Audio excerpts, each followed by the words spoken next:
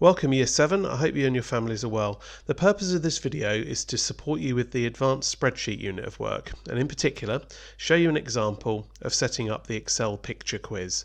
This demo will be focusing on using the online version of Excel, but it's absolutely fine if you're using the full version, and this video hopefully will make sense.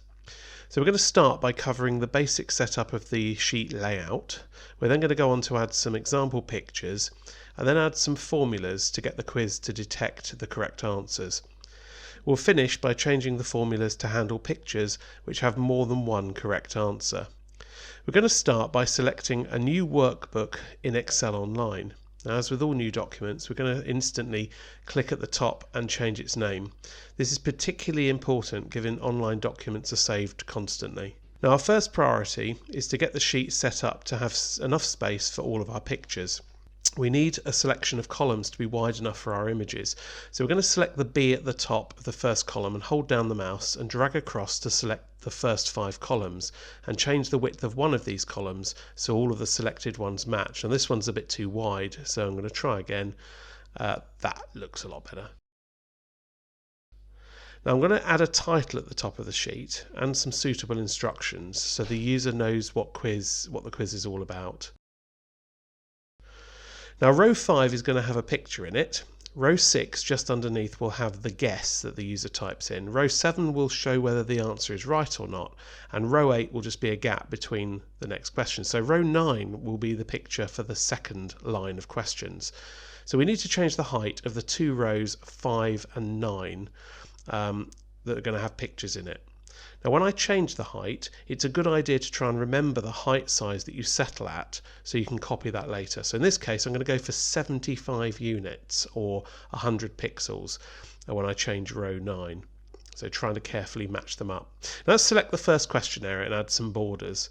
Now I'm going to select all borders first, then a thick outline so it then stands out. You can of course choose any of your own border styles that you prefer.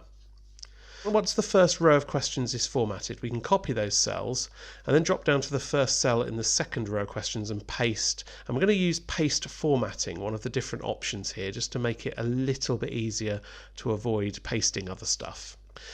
Next, we're going to drop onto the web to go and try and find some suitable pictures, and you may have done that process already. Now we're going to search for our image, and then the idea is to copy the image ready for pasting into Excel. So here's an image that I've found. Okay, I'm going to copy that and then pop that back into the online version of Excel. Now we can upload the image by pressing the Control V option to paste the image, which automatically uploads, and we can then resize the image to fit the image over the top of the cell that we prepared in row 5, and other images can be introduced like this as well. Now the idea of the quiz is that attempts can be made in row 6 and row 7. They should automatically show if the answer is correct. If the answer in row 6 is wrong, the sheet should automatically feed that back. Now for this we need a formula. So we're going to create our formula in B7. So an equals goes in first. The function we're using is an if function, and you'll see from the pop-up that we have to provide a logical test first. In other words, what are we testing for? We want to see if cell B6 has the right answer in it. So this can be coded in by asking, does B6 equal Yoda? The next part of the if function is the value if true. In other words, whatever we want the cell to become if Yoda is in B6. And the third part is the value if false, so we can mark off a wrong answer. So let's test this. Putting in Yoda should be detected as correct, and it is. Entering in a clearly wrong answer should generate a clear result. Success. The problem with this formula is that it will say wrong even if there's nothing in the cell. So we can get the formula to do a second check if the result isn't correct. Now the less than and greater than symbols mean not equal to, and the double quotes means nothing. So this adjusted formula I'm putting in is going to output wrong only if B6 isn't empty. In other words, it's got something in it, and otherwise it's going to output an empty cell. So putting anything into the cell lights up with the wrong answer, but if you have nothing in the cell, it will stay blank. Now this one works, we can reuse it by copying the cell.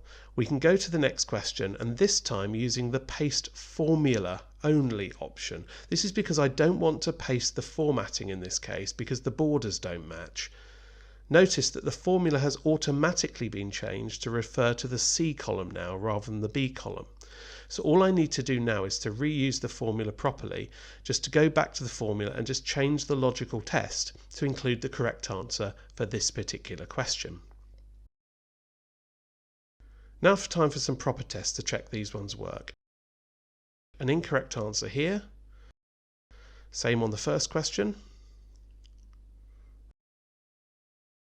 Okay, first question correct. And correct second question. All look great. So these simple ones work well, but what happens if the question is a bit more complex?